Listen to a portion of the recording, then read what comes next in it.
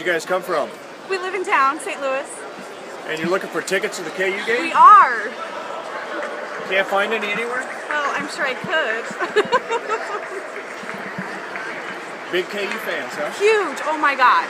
We wouldn't miss even a practice.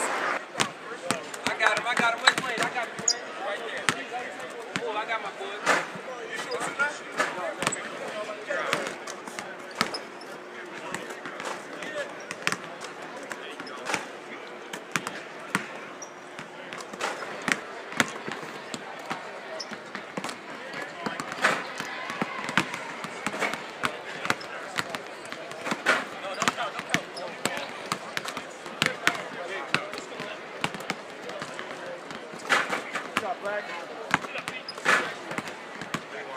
Watertown, South Dakota.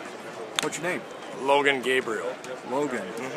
What brings you all the way to St. Louis for KU basketball? Well, my dad liked it always, like throughout high school and college, so when we were little he kind of just got us into it, and really been paying attention a lot this year and stuff because they're pretty good and they have been for the past few years.